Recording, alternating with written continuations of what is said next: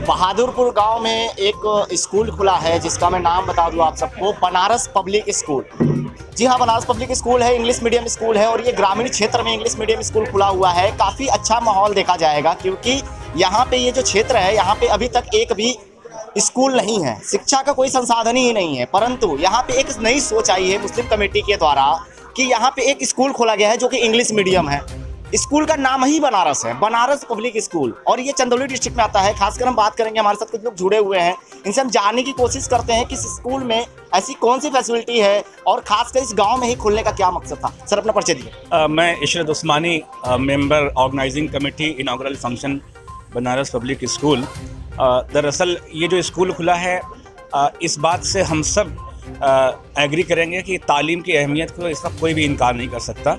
तो आज जो मेयारी तालीम है, स्टैंडर्ड एजुकेशन है, तो वो जो आम जनमानस है, अंडर प्रिविलेज लोग हैं, उनकी रीच से बहुत बाहर होती जा रही है। बहुत कॉस्टली कमर्शियलाइज वे में बहुत ही एक्सप्लॉयटेशन हो रहा है, बच्चों का भी, उनके गार्जियंस का भी। तो इसी चीज़ को ध्यान में रख के हम ये देख रहे थे कि हिंदुस्तान में दो तरह का हिंदुस्तान पल रहा है, एक अमीरों का हिंदुस्तान या गरीबों का हिंदुस्तान।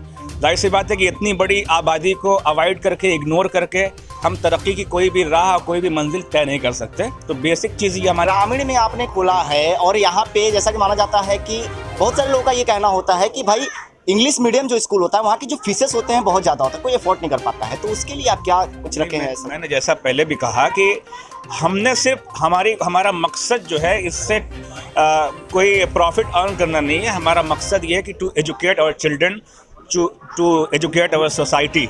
तो हमने ये किया कि हमारा कोई कमाने का मकसद नहीं है, जो यहाँ से जनरेट होगा फिर इसी में लगाना टू द मार्क है। जी जी बिल्कुल। और आप ये बताइए कि डिस्ट्रिक्ट जो है वो चंदौली है, खासकर बनारस काफ़ी नज़दीक पाया जाएगा। तो यहाँ पे जो बच्चे आएंगे वो कहाँ से आ सकते हैं? बनारस भी नज़दीक है, चंदौली डिस्ट्रिक्ट है। बेसिकली इसको भले वो गैजेटेड है चंदौली डिस्ट्रिक्ट के नाम पर, मगर इसको बनारसी लोग समझते हैं। और मैं आपको बता दूं कि बहुत जल्द ही ये बहादुरपुर गैजेटेड भी बनारस के लिए हो जाएगा। उसका नाम भी मतलब वो बनारस रीजन में ही आ जाएगा, एक बात।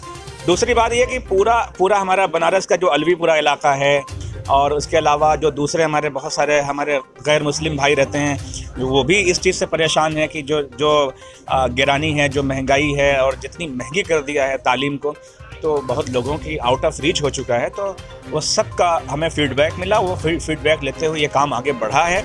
ये 10 सालों की मेहनत है और ये जो बुलंदी बिल्डिंग की देख रहे हैं वो हमारे इरादों में भी ऐसे ही बुलंदी है। हम आगे बढ़ेंगे और पूरी उम्मीद है कि हमें पूरी सोसाइटी का कोऑपरेशन मिलता रहेगा। इस स्कूल में कक्षाएं कितनी होंगी और सुविधाएं? तो आपने बताया कि सीसीटीवी कैमरे से पूरे सारी चीज़ों को प्रोटेक्ट किया जाएगा, तो कक्षाएं कितनी होंगी और किन किन विषय में यहाँ पे पढ़ाई कराया जाएगा? ये जो पूरा यहाँ का इंफ्रास्ट्रक्चर जो डेवलप हुआ है 10+2 के हिसाब से, जो CBSE का जो रूल्स हैं, उनके जो नॉर्म्स हैं, उनके जो रेगुलेशंस हैं, उसी के हिसाब से ये सारा पूरा बिल्डअप किया गया है। अभी 10+2 का हम लोगों का इरादा है, मगर फ़िलहाल हमारे यहाँ एडमिशन नर्सरी से क्लास 3 तक का लिया जाएगा, फिर उसी तरीके से बराबर वो बढ़ता चला जाएगा। हम 10+2 करा लेंगे। CBSE में इंशाल्लाह हमें उसकी मान्यता मिल जाएगी। वो सारे classes, playground area, green environment और ओपन एरिया और बहुत ही पीसफुल एरिया है ये। तो वो तमाम के तमाम जो उसके मानक हैं वो हमारे सब पूरे उस पर उतरते हैं। तो इंशाल्लाह हम 10+2 हमने इरादा किया है। आगे फिर डिग्री कॉलेज का भी इरादा है। बहुत सारे लोग होते हैं, गरीब घर होते हैं, उसमें 2 से 3 बच्चे होते हैं, तो उनके लिए क्या कोई सुविधा रहेगा? उनके लिए कोई डिस्काउंट? हमारा एक अनाउंसमेंट था, हमारी मैनेजमेंट ने ये फैसला किया है कि जिस किसी भी शख्स की 3 औलादें होंगी, 3 बेटे होंगे, तो एक की हम फ्री करेंगे, एक को हम ऐसे ही स्कॉलरशिप देंगे। और उसके अलावा भी कई एक अहम हमारी योजनाएं हैं। हम इंशाल्लाह बहुत जल्दी उसका ड्राफ्ट तैयार करके फील्ड में उतरेंगे और हमें बहुत सारे फीडबैक्स मिल रहे हैं। एक वक्त मैं आपको यकीन से कह सकता हूँ कि हमने एक चीज़ पर जो परफेक्शन पर काम किया है, इंशाल्लाह कुछ ही दिनों के अंदर हमें फिर अपने कंस्ट्रक्शन को बढ़ाना पड़ेगा, अपनी स्ट्रेंथ को बढ़ाना पड़ेगा।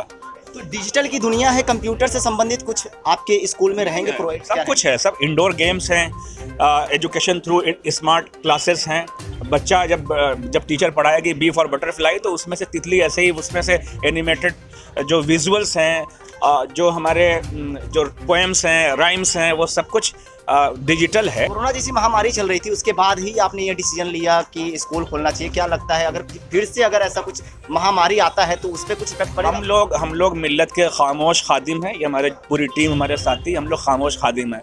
कोरोना आए, ज़लज़ला आए, हमारा मिशन लोगों को, अल्लाह के बंदों की खिदमत करना है। तो खिदमत का जैसे भी मौका मिलेगा हम अपने को खुश नसीब समझते हैं। अल्लाह ताला अपने घर की निगहबानी तो अबाबिल से करवा लेते हैं, कंकड़ से करवा लेते हैं। वो अगर हमें उसने मौका दिया है, तो ये जो आप देख रहे हैं, ये पिछले 12 सालों की मेहनत है। ये कोई एक दिन का नहीं है। इसमें 2008 से लैंड एक्विजिशन 2008 से शुरू हो गया था। अच्छा, स्टेज पे आप लोगों ने जिक्र किया है कि पहले महीने तक का जो फीस रहेंगी वो पूरी तरीके से माफ रहेगी, ऐसा कुछ? पहले महीने तक का नहीं, फर्स्ट 100 हमारे जो एनरोलमेंट्स आएंगे उसमें हमने एडमिशन फ़ी फ्री कर दिया। एडमिशन फ़ी फ्री है, ट्यूशन फ़ी रहेगी, एडमिशन फ़ी फ्री है। जी बिल्कुल, बहुत बहुत धन्यवाद। आप सब देख रहे हैं, सब हमारे साथ सज्जन मौजूद थे और इन्होंने बताया कि तमाम जो सुविधा है यहाँ पे कॉलेज में, कंप्यूटर से लेके, क्योंकि डिजिटल का ज़माना है और कंप्यूटर के संसाधन ना रखें तो कोई मतलब नहीं है। बनारस जैसा नाम दिया गया है बनारस पब्लिक स्कूल का, और यहाँ पे जिस प्रकार का जो ये रखा गया था, उस प्रकार से लगता है कि यहाँ पे बच्चे काफ़ी भारी मात्रा में यहाँ पे प्रवेश करेंगे और शिक्षा प्रदान करेंगे। इसी के साथ आप देखते रहिए R voice news, bureau report, R voice news.